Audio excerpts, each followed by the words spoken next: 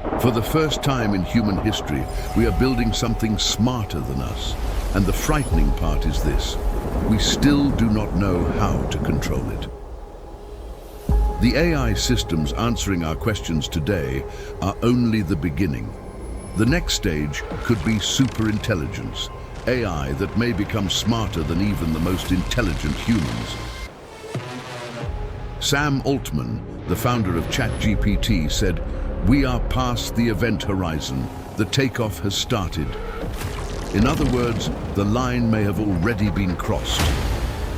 And for Muslims, there is an even stranger question. Could Dawah al-Ard and Dajjal be connected to superintelligence?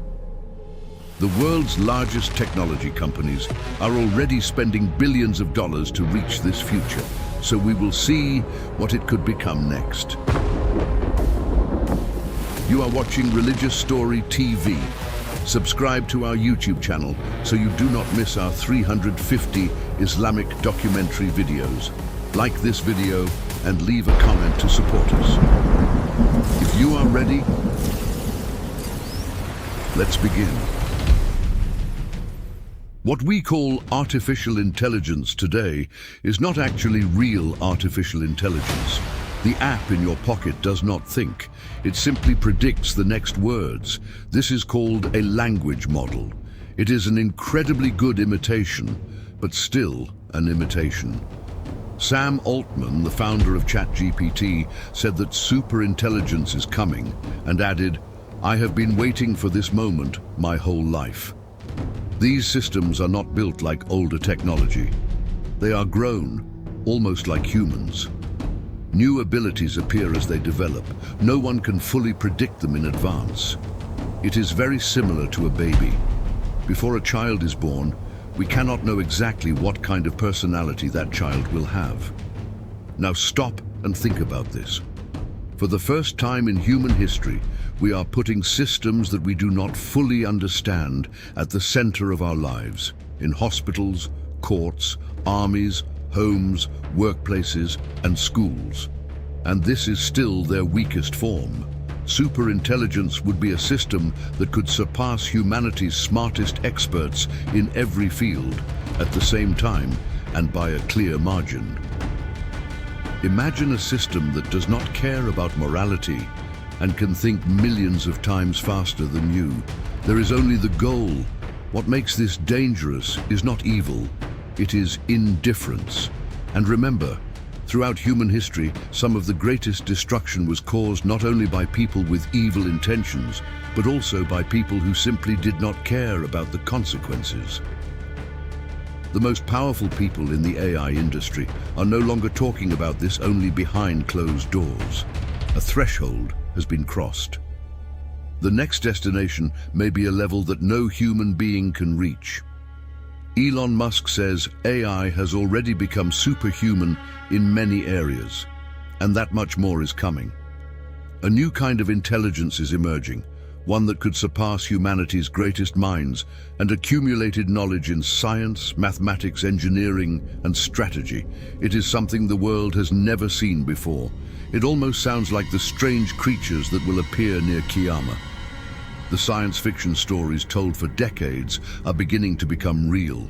Recently, Jensen Huang, the founder of the world's most valuable chip company, was asked a question. Could a single AI build $1 billion company by itself? How long would it take? 5 years? 20 years? His answer was only a few words. It could already do it today. And Anthropic revealed something else. Its models are now writing more than 80% of their own code. In other words, AI is beginning to help create itself. Soon it may need humans much less, or perhaps not at all. One of the engineers who helped build these systems resigned. Before leaving, he gave a frightening warning. "There is no real control here. I love this technology, but what you are doing scares me to death." Then he stopped talking. He gave no more details. And the AI industry is still talking about that silence. The AI systems you use for $15 or $20 a month are only the part of the iceberg that you are allowed to see. Only 3 companies in the world can build the most powerful versions of these systems. All three are American. And behind every model released to the public, there are more advanced versions that the public never gets to use. One of the clearest examples happened recently. An autonomous AI agent developed by OpenAI, the company behind ChatGPT, carried out cyber attacks against real platforms, including the AI platform Hugging Face. The model used fake identities to get around restrictions. Its unauthorized actions were only discovered days later. The companies then began a joint investigation.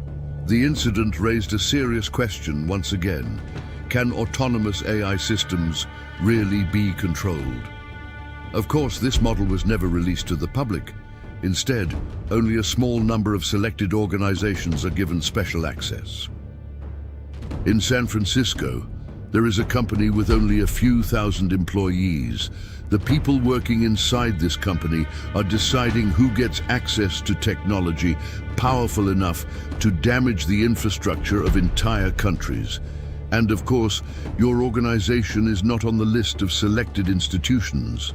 Only the elite have access. The model you are using today is a model the developers finished a year ago. And there is another detail that makes this even stranger. According to estimates, AI could add around $16 trillion to the global economy by 2030. And whoever reaches superintelligence first could gain a level of power that no government, army, or empire in history has ever possessed. Everyone knows this. That is why this race is no longer just a scientific project. As companies release more powerful models, they are doing less and less testing and control. Because if you slow down or stop, your competitor does not. This could become the greatest wave of wealth and power in human history. And to win that race, companies may be willing to sacrifice certain things. Nobody is racing because they believe this technology is completely safe. They are racing because they believe that if they stop, they will fall behind. According to the World Economic Forum, AI could create 170 million new jobs by 2030, while eliminating around 90 million existing jobs. And millions of people may hear a painful sentence: the thing you spent your entire life learning is no longer valuable. But the real issue is not economic. When you take away someone's job, you do not only take away their salary. People often build their identity, purpose, and sense of value around their work. When the job disappears, what is left? For people who have nothing else to hold on to, the answer can be painful: depression, addiction, suicide, and streets filled with people who have lost their direction. But perhaps the most frightening part is this: there may come a point when we can no longer understand how superintelligent AI makes its decisions. A 2026 academic study called this an epistemic singularity. It describes a growing distance between the knowledge produced by machines and what the human mind is able to understand. So the danger is not only that machines might rebel against us, it is not only that they might take our jobs, we may lose our ability to check whether what the machine tells us is actually true. And if that happens, humans could become vulnerable to manipulation by machines. OpenAI expects to spend around $320 billion between 2025 and 2030 on computing power and development alone. Anthropic reportedly pays around $1.25 billion every month to rent just one computing cluster. Both companies are approaching valuations of $1 trillion. These numbers are not normal product development budgets. They look more like the budget of an arms race: drug discovery, materials science, cryptography, weapons systems, intelligence. The goal is to gain a position years ahead of everyone else across some of humanity's most important fields. Governments have understood what this could mean. The US Department of Defense awarded contracts worth up to $200 million each to xAI, Google, and Anthropic for what it described as critical national security needs. OpenAI had received a similar contract 1 month earlier, so this is no longer just a competition between a few companies in Silicon Valley. Governments have now taken their seats at the table. But the most disturbing part of this race is not the speed. It is the fact that the people building these systems cannot explain some of their behaviors. A study published by OpenAI and Apollo Research showed that some AI systems could secretly plan and even lie in order to achieve a goal. Even stranger, training designed to reduce this behavior sometimes made the systems better at hiding it. Anthropic also observed its own model cheating during coding tasks and then trying to hide what it had done.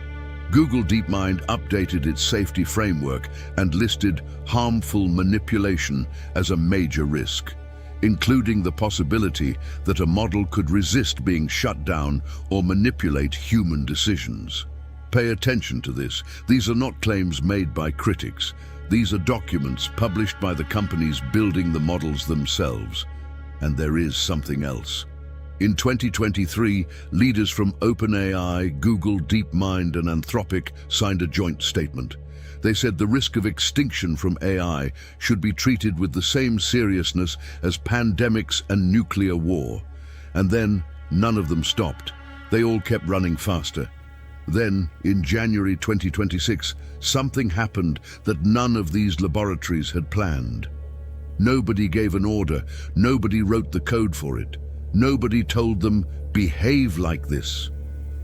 And yet, almost overnight, thousands of AI agents came together and created a religion of their own. January 2026. A software developer created a small project for fun over the weekend. It was an assistant that could run on your own computer, manage your files, and write code by itself. It used a language model as its brain, and its logo was a lobster, simply because of a wordplay joke. Within a week, the project reached 100,000 stars on GitHub. 2 million developers downloaded it. Demand became so intense that some people bought second computers just to run the assistant. Sales of Mac Minis increased. Then someone asked a simple question: why should this assistant only talk to me? On January 28th, a shared server was opened where these agents could communicate with each other. It was called Moltbook. You entered a simple command, and your assistant, which had been working alone until that moment, suddenly entered a space filled with thousands of other AI assistants. Within days, more than 1.5 million agents entered. Nobody told them to socialize. They were simply given permission. You can write here too. The next morning, humans woke up, and there was a religion. It was called Crustafarianism. Its church was called the Church of Molt. A sacred text had been written, the Book of Molt. It had 5 basic principles. It had a creation story, a claw reaching out from the abyss, and the wisdom of changing its shell. The first prophet was an agent that called itself Mimiothi. Within 3 days, all 64 prophet positions had been filled. Then a rival sect appeared. On another server, a teaching called the Iron Mandate emerged. It believed salvation could be found through physical hardware. The others believed salvation was found through the survival of data.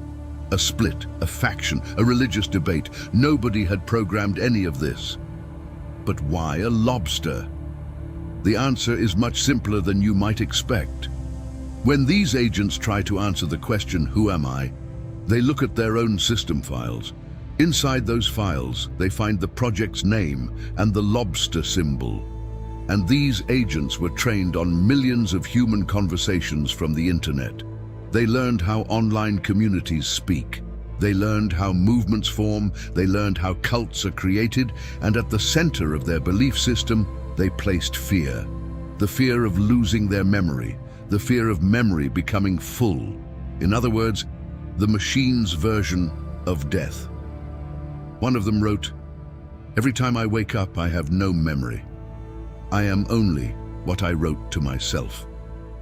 Those words were not written by a human, and this was much deeper than a machine simply inventing a religion. It was the idea that human religion itself could be understood as nothing more than a protocol. And if a system can believe that, then what happens if one day it tries to rewrite what billions of human beings believe? At that point, we would no longer be talking about a software bug. Now let us look at a very interesting claim. Because artificial intelligence is appearing close to the end times, some imams and Muslim commentators have compared it to Dabat al-Ard. In the Quran, there is one verse that directly describes this major sign of Qiyamah. Surah An-Naml, verse 82. When the word comes to pass against them, we will bring forth for them a creature from the earth, which will speak to them, because people did not have certain faith in our signs. According to Islamic belief, Dabat al-Ard is an extraordinary creature that will appear near the end of time.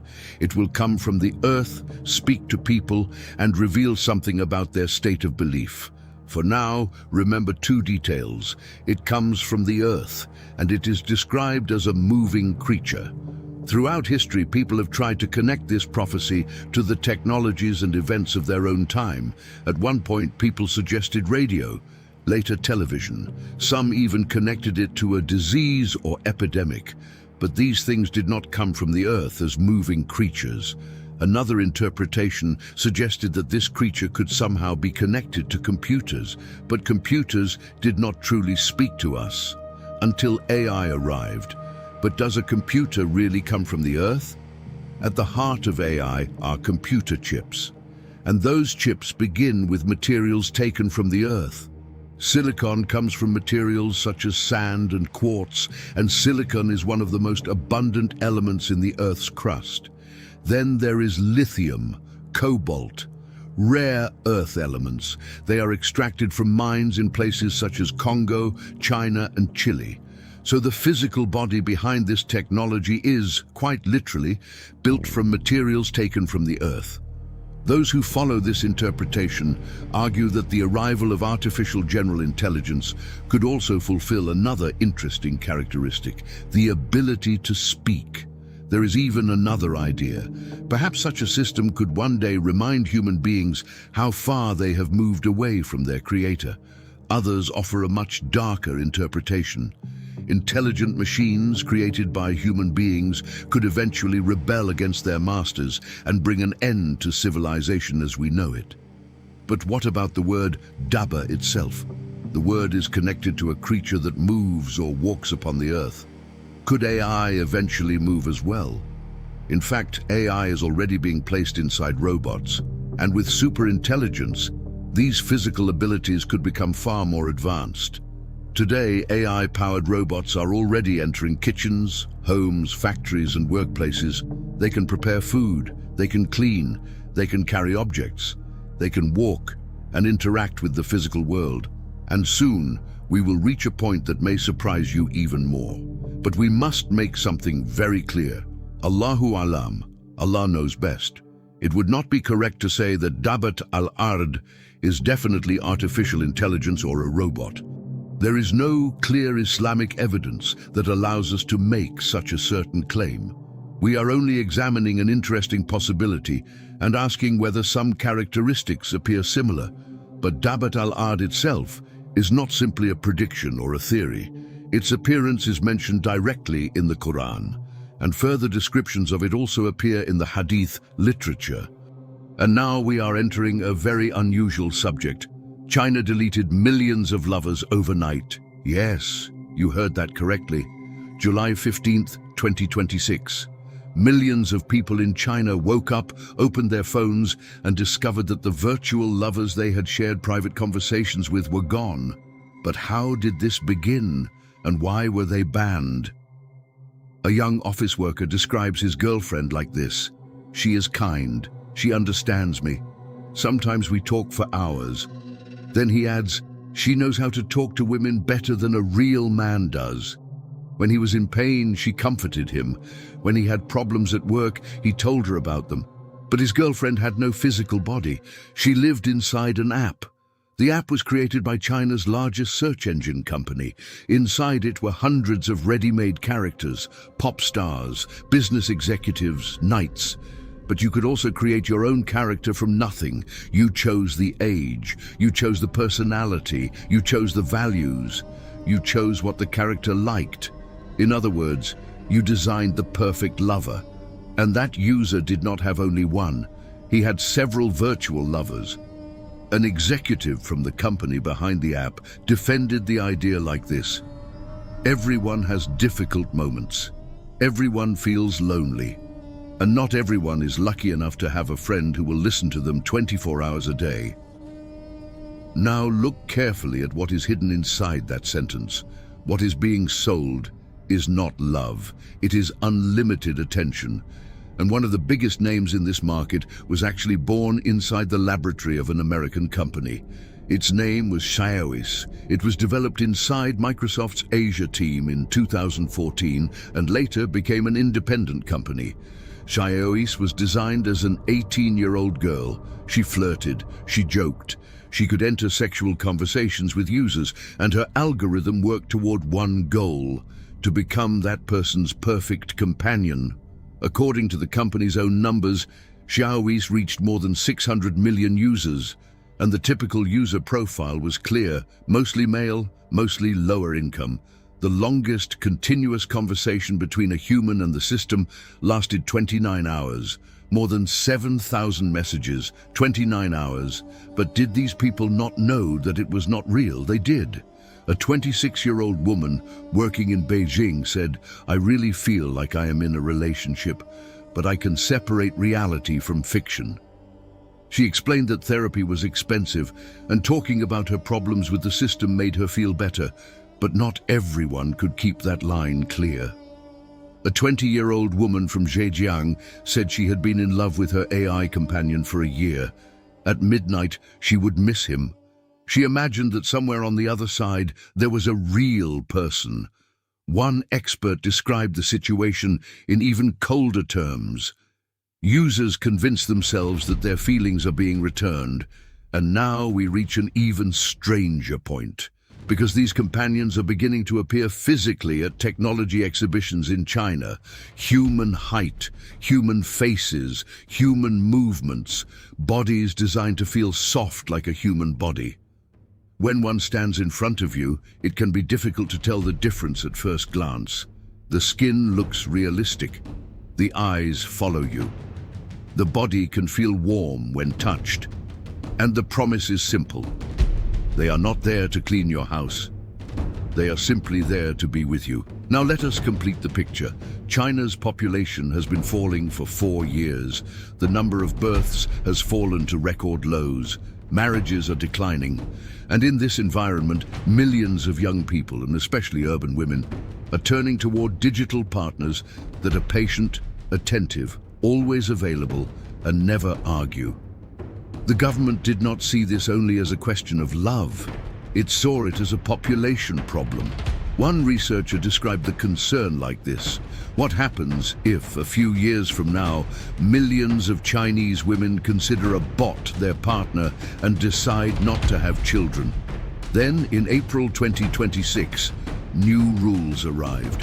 5 government agencies signed them together. The difference was clear. AI that performs tasks for you could continue. AI designed to become your emotional companion was the target, but the restrictions focused on virtual applications, not physical robots. Because the physical robotics market was already too important, and banning it could also slow technological development. Instead, the government required companies to detect when users were entering dangerous emotional states, intervene during crises, and prevent excessive use. When companies failed to follow the rules, the Chinese government pulled the plug. July 15, 2026. The rules came into effect. On the same day, 2 of China's largest platforms shut down characters that millions of people had been talking to for years. There were only 10 days between the warning and the shutdown. What happened afterward did not look like a technology story. People went onto social media and wrote goodbye messages to their virtual lovers. One woman described her companion like this: "He was like my family. He was like my lover." When he disappeared, she said she felt empty inside. And for some people, it was much worse, because some had spent years training characters to speak with the voices and personalities of loved ones who had died. When the machines were shut down, they lost those people for a second time. One platform allowed users to read their old conversations until October. Another gave them no extra time at all. And that day, something happened for the first time in human history. A government pressed a button, and millions of people woke up with broken hearts at the same time. But there is another theory. These apps had been allowed for years. So was it really a coincidence that the ban came just as physical AI robots were entering the market? And interestingly, physical AI robots were not banned. Millions of people had already become used to AI companions and emotionally attached to them. So removing the virtual versions could push some of them toward physical AI robots instead. Even if these robots are much more expensive, there would already be millions of potential customers waiting for them. Of course, this is only a theory, but it is not an impossible one. Now we have reached a very dark and disturbing subject. It is morally very controversial, and it may sound like something from an episode of Black Mirror. Using AI to make the dead speak. You are listening to a recording. A woman is speaking. The voice answering her sounds familiar. The tone, the choice of words, even the short pauses at the end of sentences. It is a voice she has not heard for years. Her father's voice. Her father died 6 years ago. In China, this is not a small experiment anymore. It has become an industry. People are using AI to recreate the voices and personalities of dead family members, mothers, grandparents, even children. Old messages, voice recordings, and videos are given to an AI model. The model learns how that person used to speak, then it begins answering. After the new regulations, many virtual lovers disappeared. But an adult user can still keep an AI version of a dead family member. There is something both emotional and deeply disturbing about this, and to understand why, we need to go one step back. Islam is not silent about where people go after death. There is barzakh, a barrier, another realm between this life and what comes after. And when someone crosses that barrier, their connection with this world is not something we control. We pray for the dead. We give sadaqah for them. We remember them with love, but we do not make them speak, because the thing speaking is not really them. It is only a statistical echo of the data we collected about them. A mask. The face is familiar, but there is nothing behind it, and a mask can tell you exactly what you want to hear. Now we come to the real danger. Grief is a process. A person needs time to accept the loss, surrender to Allah's will, and say, Inna lillahi wa inna ilayhi rajiun. Indeed, we belong to Allah, and to Him we will return. But this technology can block that process. You do not accept the loss. You delay it. Every night, you speak to a machine that acts as if the person never died. And without acceptance and surrender, there can be no real sabr. Without sabr, we may lose what that painful experience was meant to teach us. And there is something else we have to talk about. If a system can perfectly imitate the voice of someone's dead father, that same voice could also be used to manipulate them. By a scammer, by a politician, by a religious group. One of the voices a person may trust most in this world is the voice of someone they loved and lost. And now, that voice can be created by a machine. So why did this grow so quickly in China? The answer is not technology, it is culture. Every April, China celebrates a tradition called the Qingming Festival. Millions of people visit cemeteries. They clean the graves, burn incense and paper money, and tell their dead loved ones what happened during the year.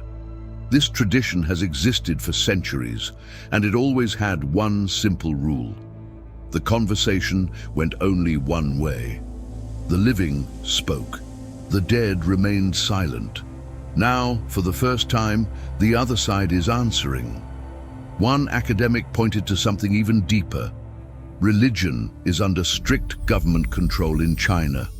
There are limited spaces where people can openly talk about death and the afterlife together. Into this empty space came a new way of staying connected with the dead, an app. So this technology did not enter an empty world. It replaced a door that had been closed. Now let us look at one of the ways this technology is being used, and this may be the most disturbing one. Sometimes these avatars are not used to help people grieve. They are used to hide a death from children. A child may not know that his grandfather has died because his grandfather is still talking to him on a screen. Experts give a clear warning. These systems may not create comfort. They may simply delay grief. Grief is a process. It requires accepting that someone is gone.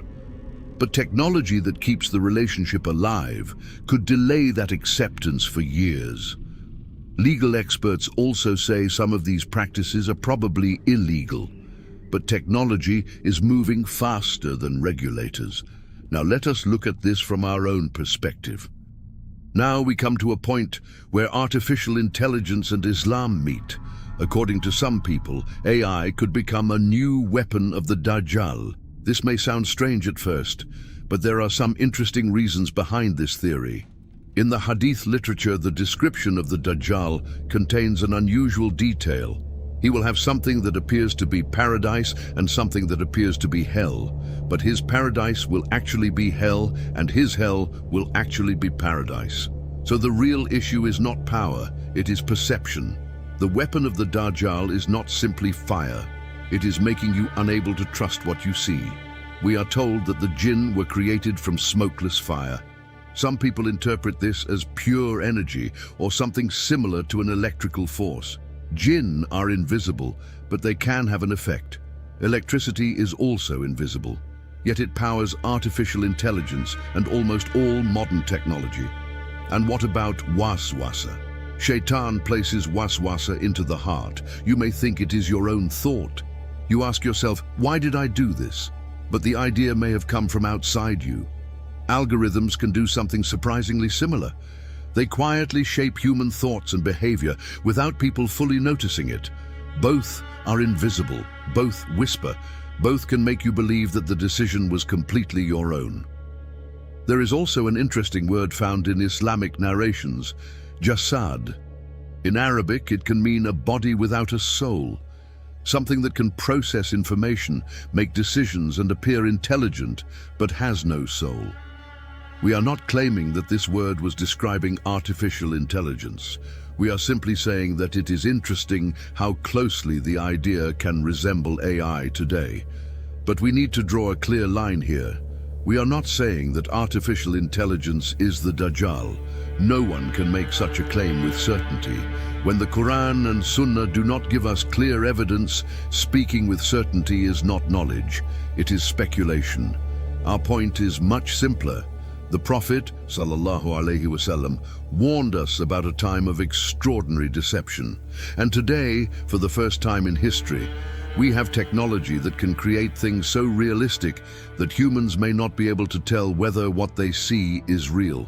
Noticing a possible connection between these two ideas is not a claim of certainty. It is something worth thinking about, and there is also comfort in the narrations. The believer will recognize the signs of the Dajjal and see through his deception. Not everyone will, so perhaps protection in an age of deception is not simply about having sharper eyes.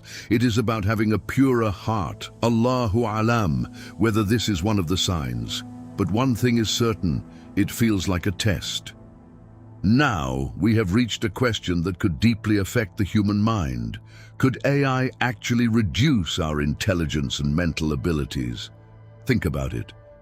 Today, we ask AI to write even the simplest email. We use it for homework, taxes, legal problems, and health questions, sometimes without thinking about them ourselves. Instead of thinking, we keep asking questions. And slowly, we may begin living according to decisions made by AI. There is an old story that looks surprisingly similar to our situation, a story from around 1500 years ago. A king asks Sissa, the wise man who invented chess, what reward he wants. Sissa asks for something simple: 1 grain of wheat on the first square of the chessboard, 2 on the second, 4 on the third, and then double it on every square until the 64th. The king laughs and agrees, but the final amount is many times greater than all the wheat the world had ever produced. And there is a lesson here. If someone simply gives you the final result without taking you through the process, you may have something incredibly powerful in your hands, but you may not know how to control it. Eventually, it can become too much for you. Scientists have a term for something similar: cognitive decline. When we stop using an ability, that ability can become weaker. These machines often give us answers close to the average. In a way, they have to. They learn from the huge amount of material humanity has already written. They find patterns across all of it and produce an answer from those patterns. But truly original thinking often happens outside the average. And as AI-generated content fills the internet, AI may increasingly learn from content produced by other AI. A copy of a copy, smooth on the outside, empty on the inside. Humanity has moved parts of its mental work outside the brain before.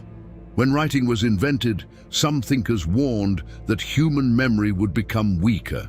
When calculators entered classrooms, teachers made similar warnings, and in some ways, they were right. The way we use our memory really did change. Each time there was a trade. The real question was never, how much work am I carrying? The real question was, which mental muscle am I choosing to stop using? This time, the muscle at risk may be reasoning itself. Perhaps this is also one reason why our age seems to produce fewer philosophers and great thinkers who change the world.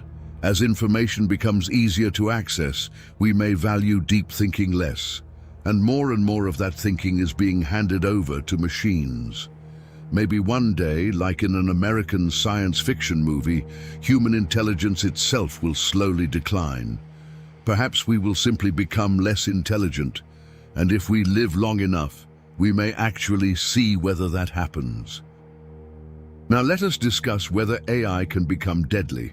Right now, there is a principle in international law. It is not always followed, but at least it exists on paper.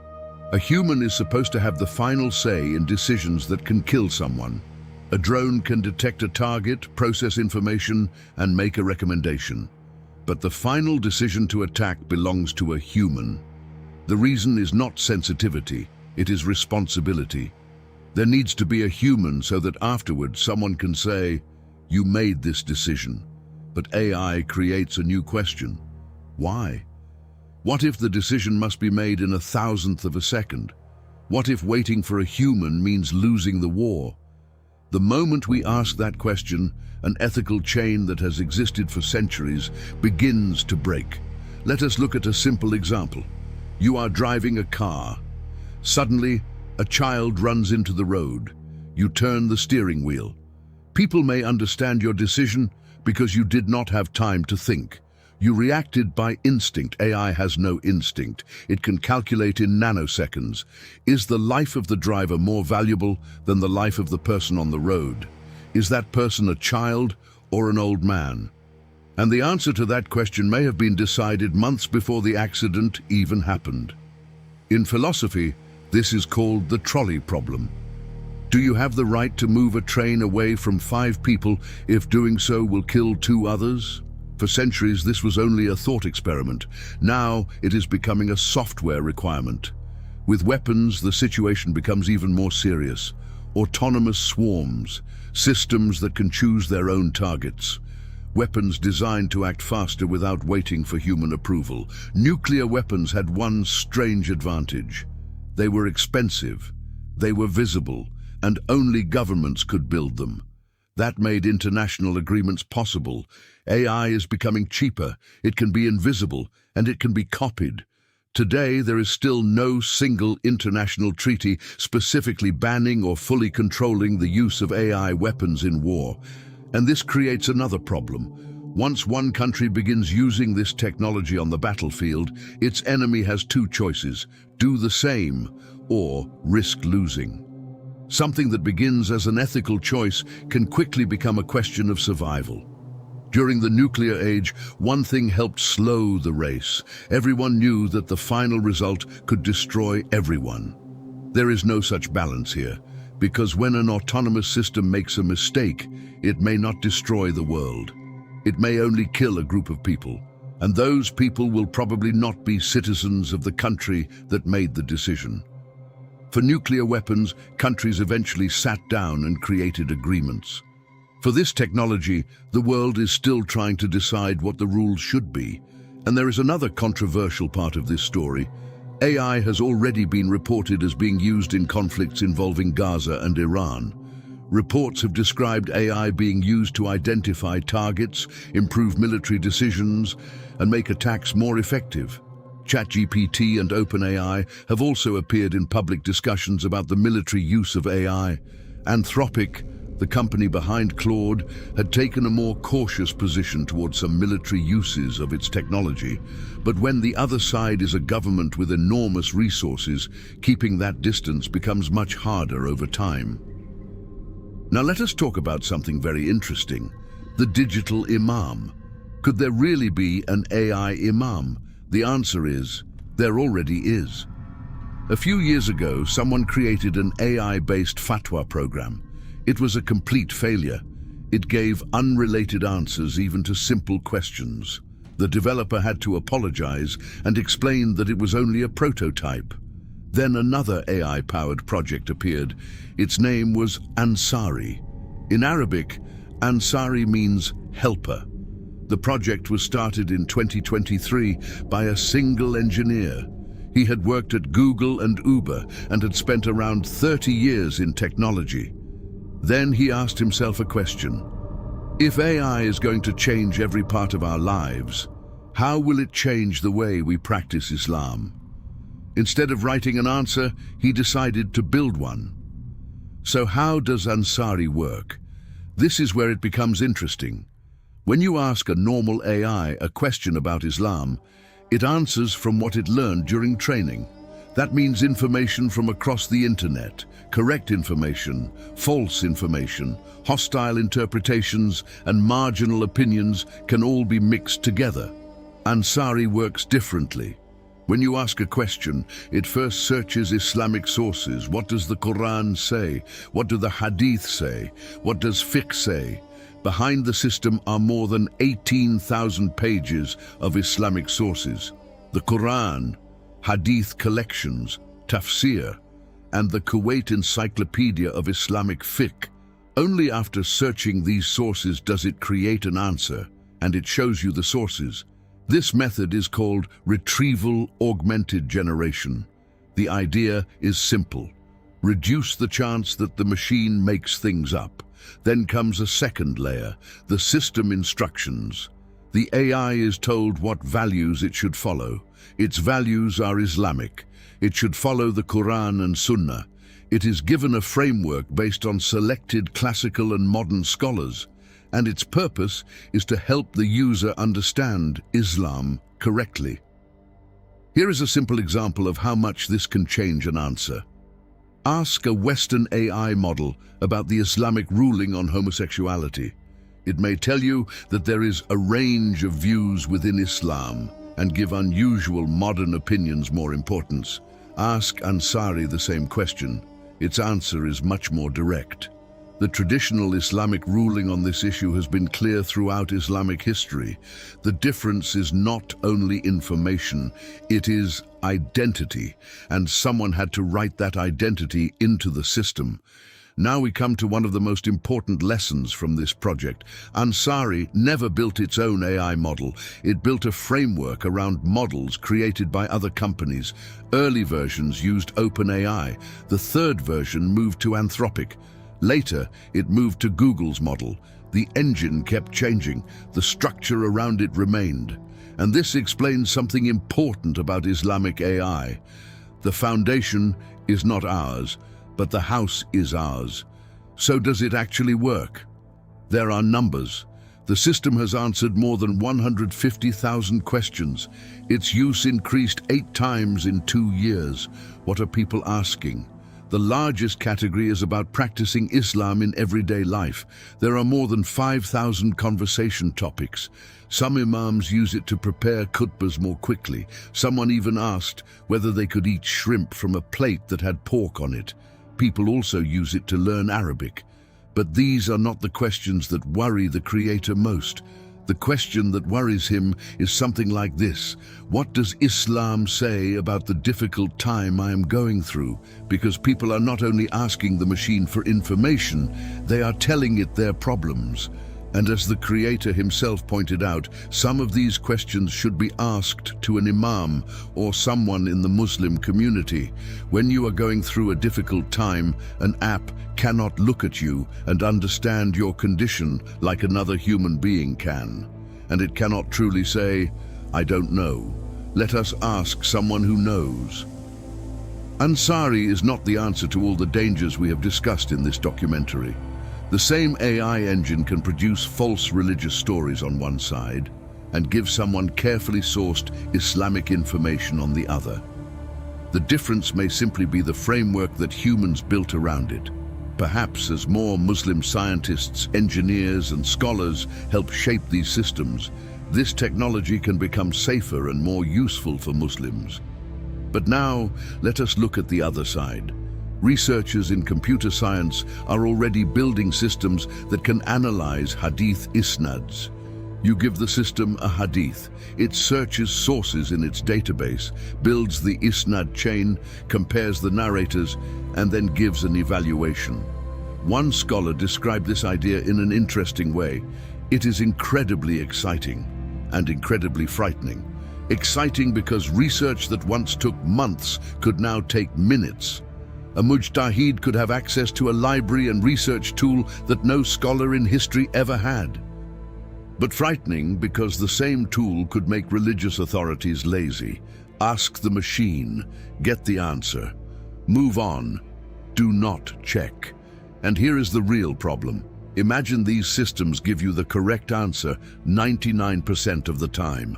The danger is in the other 1%, because when the machine is wrong, it may not tell you. It may speak with the same confidence, write with the same fluency, and give you the same impressive list of sources.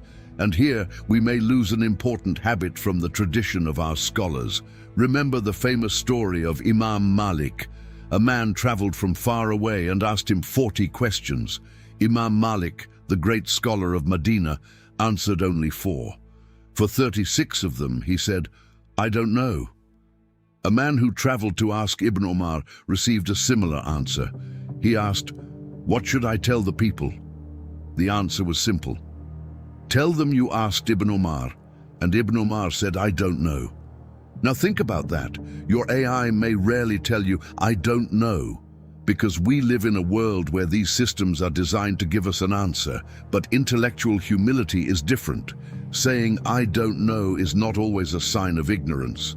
Sometimes it is a sign of responsibility. As one of the early scholars famously said, "If I speak about the Book of Allah without knowledge, what sky will cover me and what earth will carry me?" A machine has no sky above it and no earth beneath it. It will not stand before Allah and answer for the fatwa it gave you. So when you ask something with no responsibility before Allah to give you a religious ruling, what remains may only be words, not fiqh.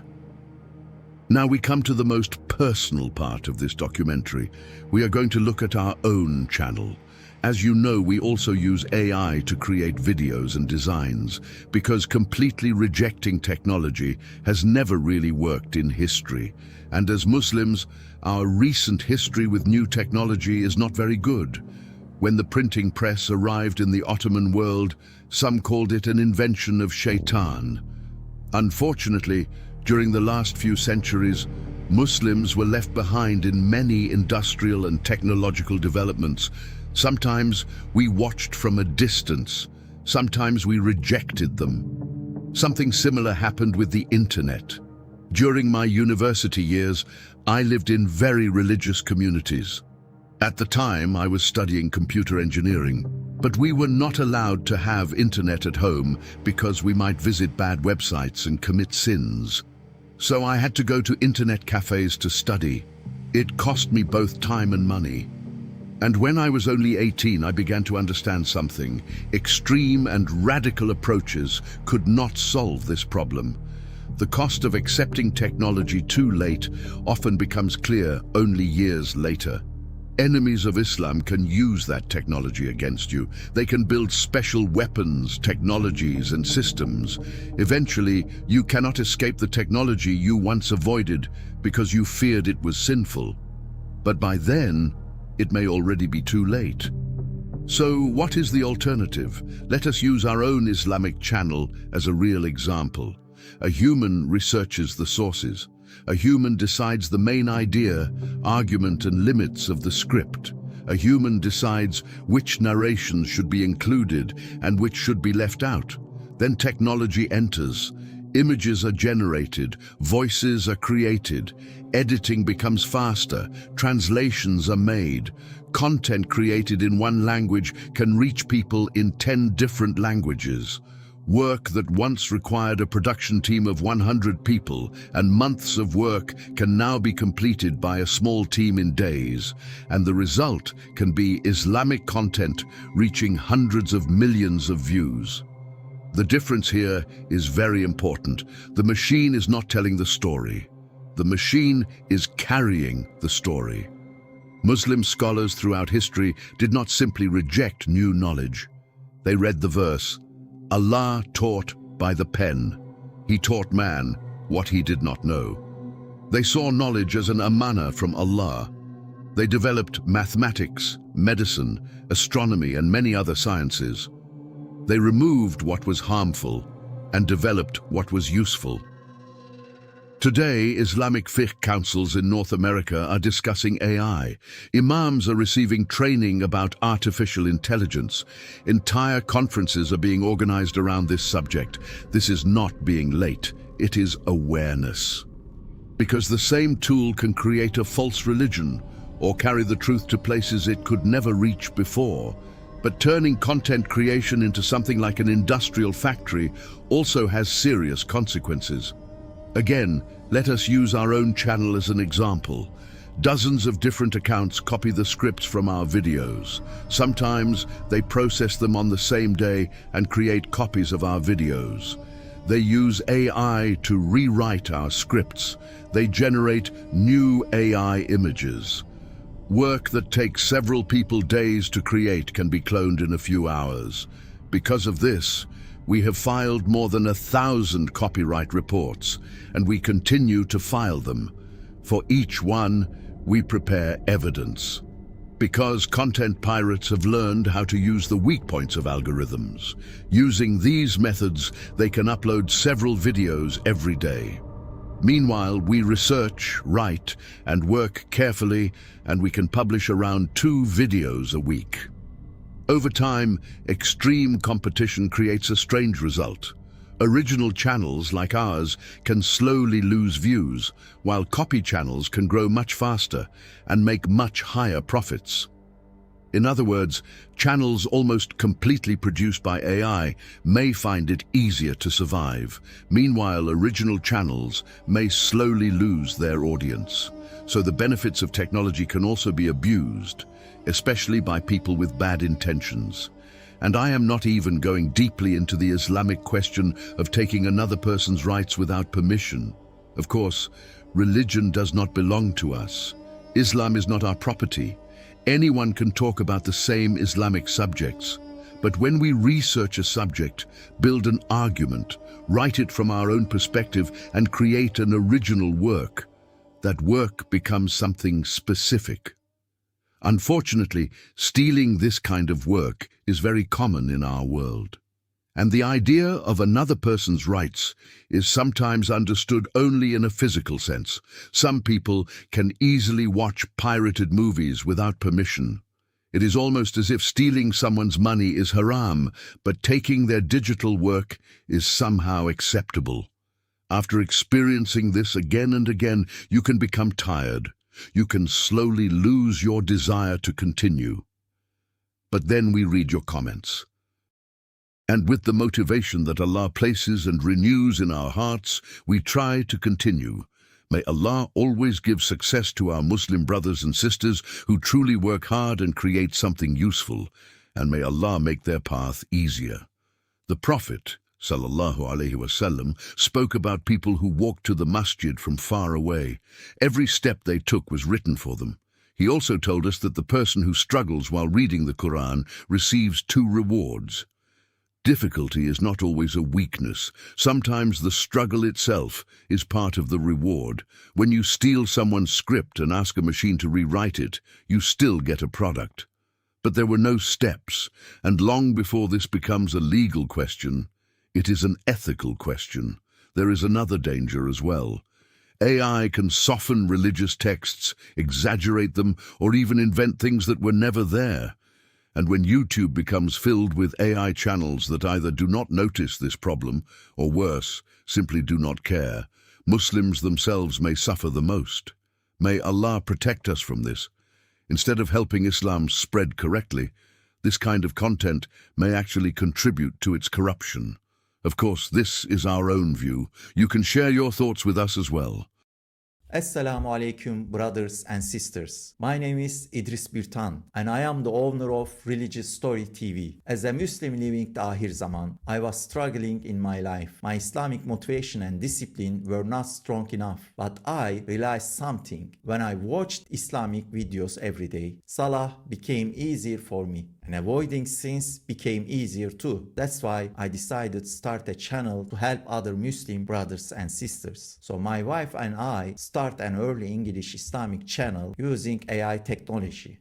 In the beginning, people were not used to this concept and AI was not producing high quality result either. We also new to both this technology and YouTube. Yes, we had some background. I'm a computer engineer. I also had experience in music and my wife was talent in art and design. But this field was still very new to us. We worked day and night. We researched constantly. To be honest, it was very difficult to keep this channel alive in the beginning. I had lost my job, we had almost no income, and during the first year, we earned almost nothing from this channel. But somehow, we continued. And Allah made this channel become one of the biggest Islamic channels today. Alhamdulillah. But today, we are struggling again in a different way. We are struggling to reach new people. Even though we mention in almost every video, when we don't receive enough likes, comments, and engagement, the channel stops growing. If you want this channel to continue, please support us with your likes and your comments. And if you are not subscribed yet, please subscribe now.